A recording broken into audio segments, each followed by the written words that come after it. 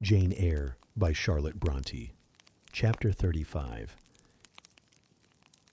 He did not leave for Cambridge the next day, as he had said he would.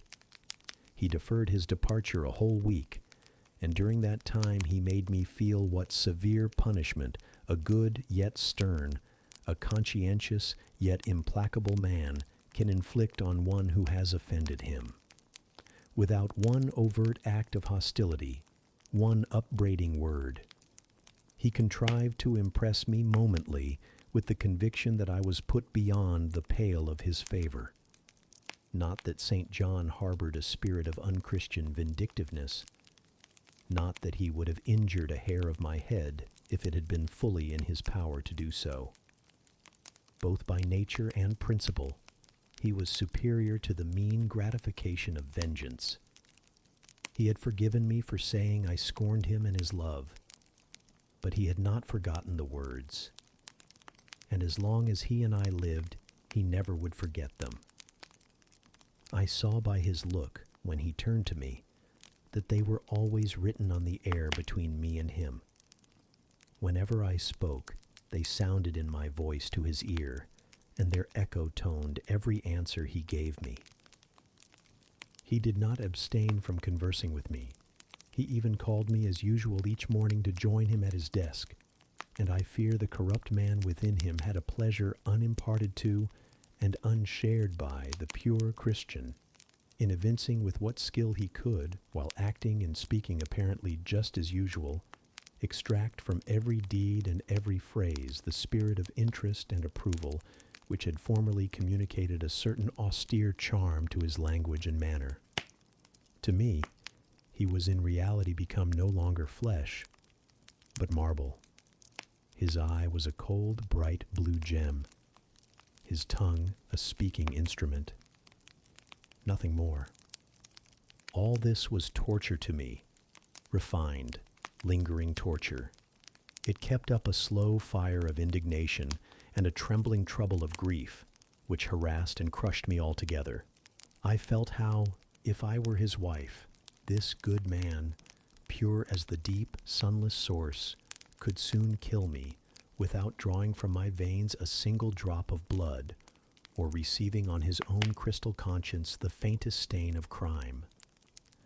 Especially I felt this when I made any attempt to propitiate him. No ruth met my ruth. He experienced no suffering from estrangement, no yearning after reconciliation, and though more than once my fast-falling tears blistered the page over which we both bent, they produced no more effect on him than if his heart had been really a matter of stone or metal. To his sisters, meantime, he was somewhat kinder than usual, as if afraid that mere coldness would not sufficiently convince me how completely I was banished and banned. He added the force of contrast. And this I am sure he did not by force, but on principle.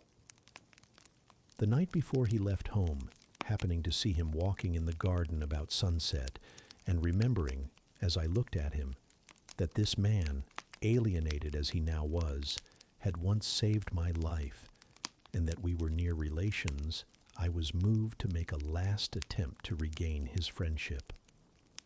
I went out and approached him as he stood leaning over the little gate. I spoke to the point at once. "St. John, I am unhappy because you are still angry with me. Let us be friends."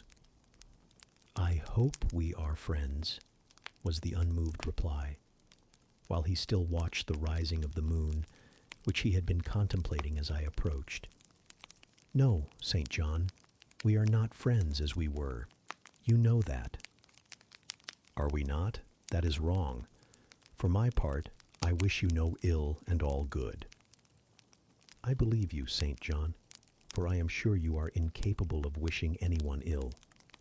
But, as I am your kinswoman, I should desire somewhat more of affection than that sort of general philanthropy you extend to mere strangers." "Of course," he said, "your wish is reasonable, and I am far from regarding you as a stranger." This, spoken in a cool, tranquil tone, was mortifying and baffling enough. Had I attended to the suggestions of pride and ire, I should immediately have left him. But something worked within me more strongly than those feelings could. I deeply venerated my cousin's talent and principle. His friendship was of value to me. To lose it tried me severely. I would not so soon relinquish the attempt to reconquer it. Must we part in this way, St. John? And when you go to India, will you leave me so, without a kinder word than you have yet spoken? He now turned quite from the moon and faced me. When I go to India, Jane, will I leave you? What, do you not go to India? You said I could not unless I married you. And you will not marry me. You adhere to that resolution?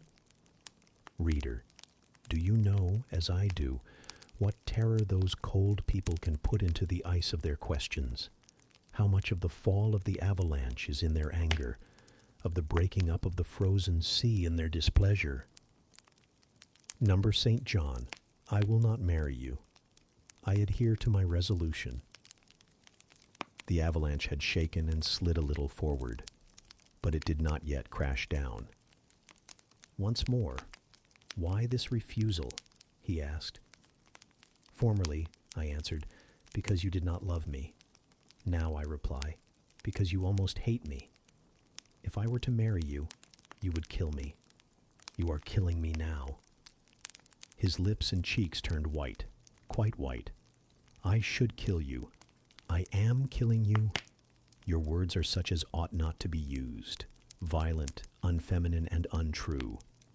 They betray an unfortunate state of mind. They merit severe reproof. They would seem inexcusable, but that it is the duty of man to forgive his fellow, even until 77 times. I had finished the business now.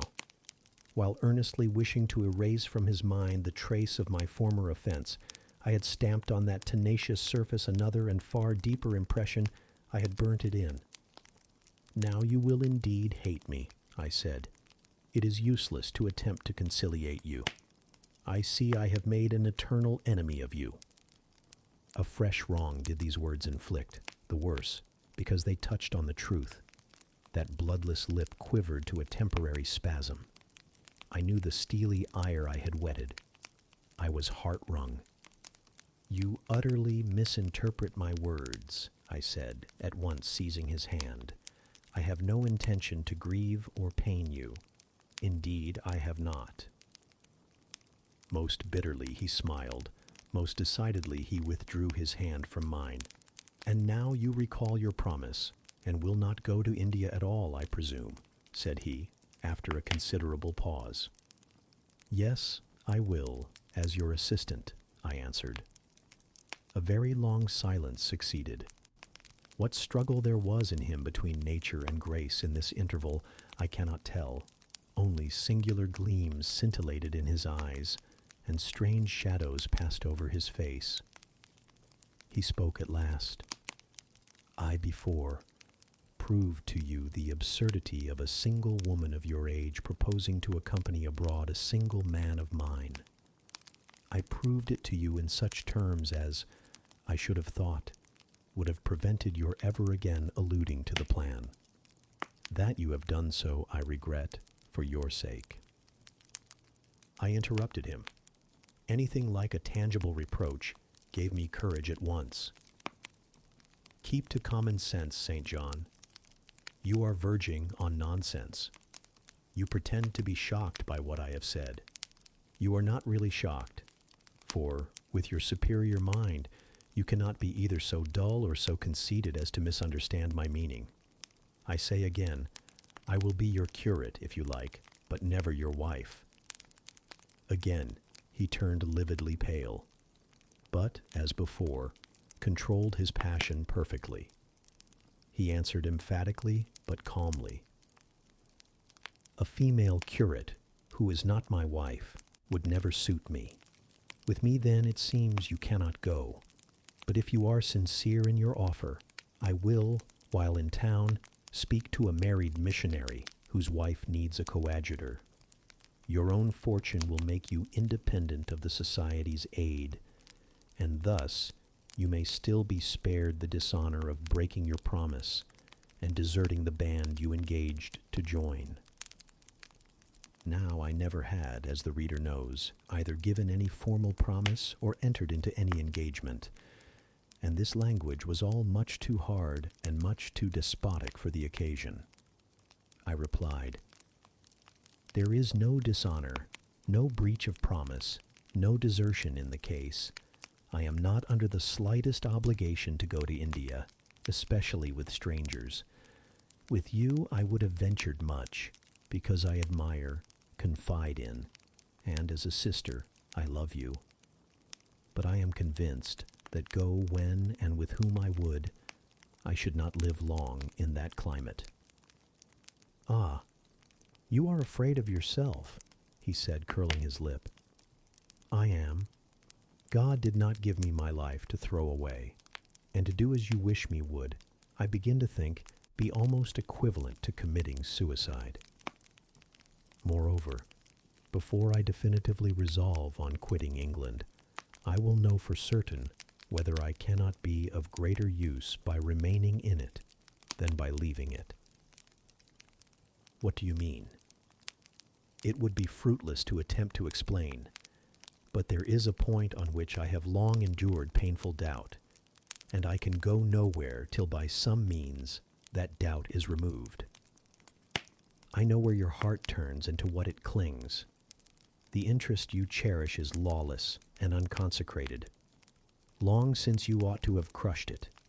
Now you should blush to allude to it. You think of Mr. Rochester? It was true. I confessed it by silence. Are you going to seek Mr. Rochester? I must find out what has become of him. It remains for me, then, he said, to remember you in my prayers, and to entreat God for you, in all earnestness, that you may not indeed become a castaway. I had thought I recognized in you one of the chosen. But God sees not as man sees. His will be done. He opened the gate, passed through it, and strayed away down the glen. He was soon out of sight. On re-entering the parlor, I found Diana standing at the window, looking very thoughtful. Diana was a great deal taller than I. She put her hand on my shoulder, and stooping, examined my face. "Jane," she said, "you are always agitated and pale now. I am sure there is something the matter. Tell me what business St. John and you have on hands. I have watched you this half hour from the window. You must forgive my being such a spy. But for a long time I have fancied I hardly know what. St. John is a strange being." She paused. I did not speak. Soon she resumed. "That brother of mine cherishes peculiar views of some sort respecting you, I am sure.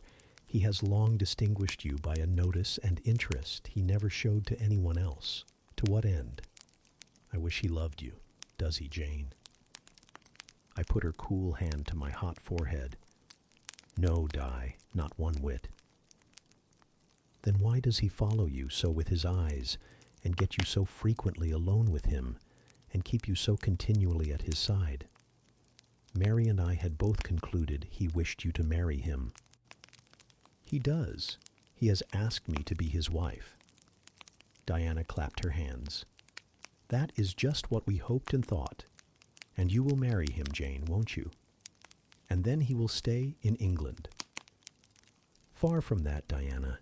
His sole idea in proposing to me is to procure a fitting fellow laborer in his Indian toils." "What? He wishes you to go to India?"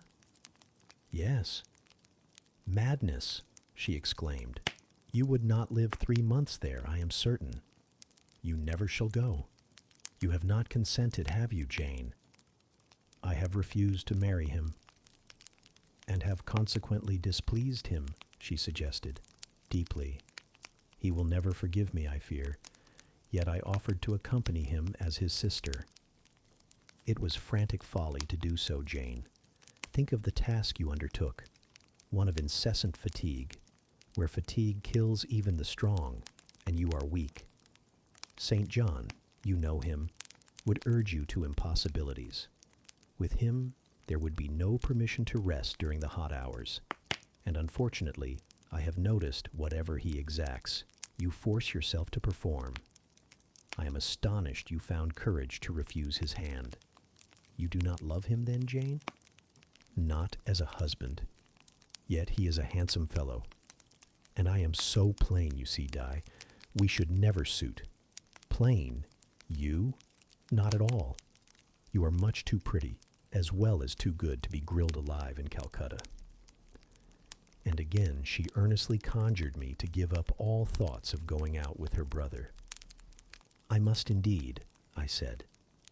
For when just now I repeated the offer of serving him for a deacon, he expressed himself shocked at my want of decency.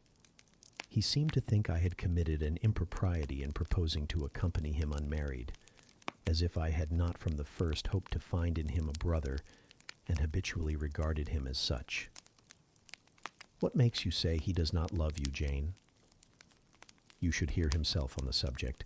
He has again and again explained that it is not himself, but his office he wishes to mate. He has told me I am formed for labor, not for love, which is true, no doubt. But in my opinion, if I am not formed for love, it follows that I am not formed for marriage. Would it not be strange, Di, to be chained for life to a man who regarded one but as a useful tool? Insupportable, unnatural, out of the question. And then, I continued, though I have only sisterly affection for him now, yet if forced to be his wife, I can imagine the possibility of conceiving an inevitable, strange, torturing kind of love for him, because he is so talented. And there is often a certain heroic grandeur in his look, manner, and conversation. In that case, my lot would become unspeakably wretched. He would not want me to love him, and if I showed the feeling, he would make me sensible that it was a superfluity, unrequired by him, unbecoming in me. I know he would. And yet St. John is a good man, said Diana. He is a good and a great man. But he forgets pitilessly the feelings and claims of little people in pursuing his own large views. It is better, therefore, for the insignificant to keep out of his way, lest in his progress he should trample them down. Here he comes. I will leave you, Diana. And I hastened upstairs as I saw him entering the garden. But I was forced to meet him again at supper. During that meal he appeared just as composed as usual. I had thought he would hardly speak to me, and I was certain he had given up the pursuit of his matrimonial scheme. The sequel showed I was mistaken on both points. He addressed me precisely in his ordinary manner, or what had, of late, been his ordinary manner, one scrupulously polite. No doubt he had invoked the help of the Holy Spirit to subdue the anger I had roused in him, and now believed he had forgiven me once more. For the evening reading before prayers, he selected the 21st chapter of Revelation. It was at all times pleasant to listen, while from his lips fell the words of the Bible. Never did his fine voice sound at once so sweet and full. Never did his manner become so impressive in its noble simplicity as when he delivered the oracles of God. And tonight that voice took a more solemn tone, that manner a more thrilling meaning, as he sat in the midst of his household circle, the May moon shining in through the uncurtained window and rendering almost unnecessary the light of the candle on the table. As he sat there, bending over the great old Bible, and described from its page the vision of the new heaven and the new earth, told how God would come to dwell with men, how he would wipe away all tears from their eyes, and promised that there should be no more death, neither sorrow nor crying, nor any more pain, because the former things were passed away. The succeeding words thrilled me strangely as he spoke them, especially as I felt, by the slight indescribable alteration in sound, that in uttering them his eye had turned on me. He that overcometh shall inherit all things, and I will be his God, and he shall be my son. But, was slowly, distinctly read, the fearful, the unbelieving, and so forth, shall have their part in the lake, which burneth with fire and brimstone, which is the second death. Henceforward I knew what fate St. John feared for me. A calm, subdued triumph, blent with a longing earnestness, marked his enunciation of the last glorious verses of that chapter. The reader believed his name was already written in the Lamb's book of life, and he yearned after the hour which should admit him to the city to which the kings of the earth bring their glory and honor, which has no need of sun or moon to shine in it, because the glory of God lightens it, and the Lamb is the light thereof. In the prayer following the chapter, all his energy gathered, all his stern zeal woke. He was in deep earnest, wrestling with God, and resolved on a conquest. He supplicated strength for the weak-hearted, guidance for wanderers from the fold, a return, even at the 11th hour, for those whom the temptations of the world and the flesh were luring from the narrow path. He asked, he urged, he claimed the boon of a brand snatched from the burning. Earnestness is ever deeply solemn. First, as I listened to that prayer, I wondered at his. Then, when it continued and rose, I was touched by it, and at last awed. He felt the greatness and goodness of his purpose so sincerely. Others who heard him plead for it could not but feel it too. The prayer over, we took leave of him. He was to go at a very early hour in the morning. Diana and Mary, having kissed him, left the room in compliance, I think, with a whispered hint from him. I tendered my hand and wished him a pleasant journey. Thank you, Jane. As I said, I shall return from Cambridge in a fortnight. That space, then, is yet left you for reflection. If I listened to human pride, I should say no more to you of marriage with me. But I listen to my duty, and keep steadily in view my first aim, to do all things to the glory of God. My Master was long-suffering, so will I be. I cannot give you up to perdition as a vessel of wrath. Repent, resolve, while there is yet time. Remember, we are bid to work while it is day, warned that the night cometh when no man shall work. Remember the fate of Dives, who had his good things in this life. God give you strength to choose that better part which shall not be taken from you. He laid his hand on my head as he uttered the last words. He had spoken earnestly, mildly. His look was not, indeed, that of a lover beholding his mistress, but it was that of a pastor recalling his wandering sheep, or better, of a guardian angel watching the soul for which he is responsible. All men of talent, whether they be men of feeling or not, whether they be zealots or aspirants or despots, provided only they be sincere, have their sublime moments when they subdue and rule. I felt veneration for St. John, veneration so strong that its impetus thrust me at once to the point I had so long shunned.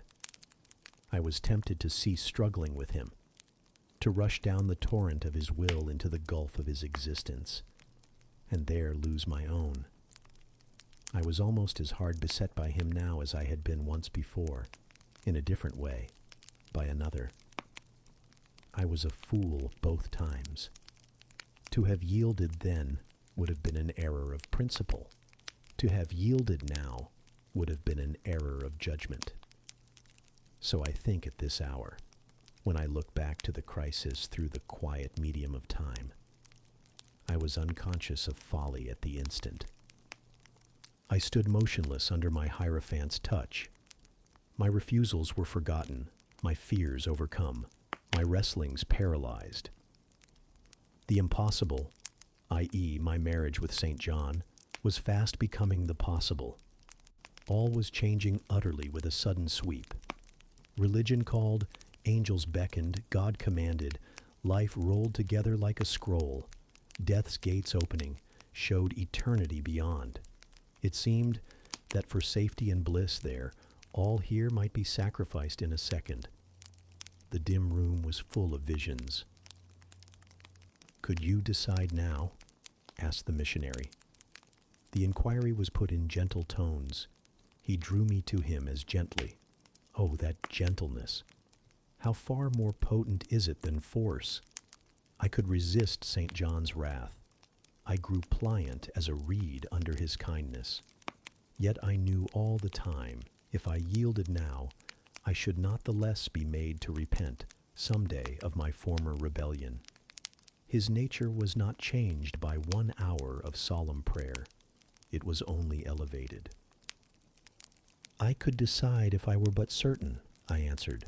"Were I but convinced that it is God's will I should marry you, I could vow to marry you here and now. Come afterwards what would." "My prayers are heard," ejaculated St. John. He pressed his hand firmer on my head as if he claimed me. He surrounded me with his arm, almost as if he loved me. I say almost. I knew the difference, for I had felt what it was to be loved. But like him, I had now put love out of the question and thought only of duty.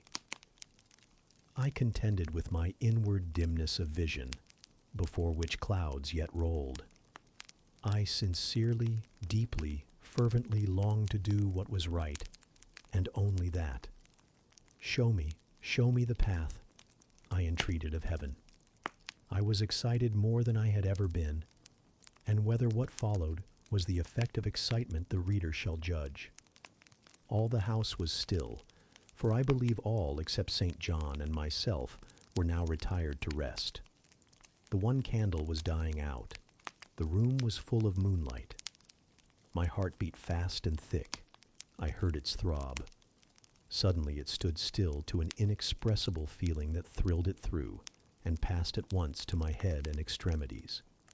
The feeling was not like an electric shock, but it was quite as sharp, as strange, as startling. It acted on my senses as if their utmost activity hitherto had been but torpor, from which they were now summoned and forced to wake. They rose expectant. Eye and ear waited while the flesh quivered on my bones. "What have you heard? What do you see?" asked St. John.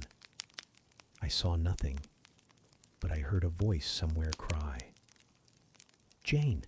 Jane! Jane!" Nothing more. "Oh God, what is it?" I gasped. I might have said, "Where is it?" For it did not seem in the room, nor in the house, nor in the garden. It did not come out of the air, nor from under the earth, nor from overhead. I had heard it, where or whence, forever impossible to know. And it was the voice of a human being, a known, loved, well-remembered voice, that of Edward Fairfax Rochester. And it spoke in pain and woe, wildly, eerily, urgently. "I am coming," I cried. "Wait for me. Oh, I will come." I flew to the door and looked into the passage. It was dark. I ran out into the garden. It was void. "Where are you?" I exclaimed. The hills beyond Marsh Glen sent the answer faintly back. "Where are you?" I listened. The wind sighed low in the firs. All was moorland loneliness and midnight hush. "Down, superstition," I commented, as that spectre rose up black by the black yew at the gate. "This is not thy deception, nor thy witchcraft. It is the work of nature. She was roused, and did no miracle, but her best." I broke from St. John, who had followed, and would have detained me. It was my time to assume ascendancy. My powers were in play and in force. I told him to forbear question or remark. I desired him to leave me. I must and would be alone. He obeyed at once. Where there is energy to command well enough, obedience never fails. I mounted to my chamber, locked myself in, fell on my knees, and prayed in my way, a different way to St. John's, but effective in its own fashion. I seemed to penetrate very near a mighty spirit, and my soul rushed out in gratitude at his feet.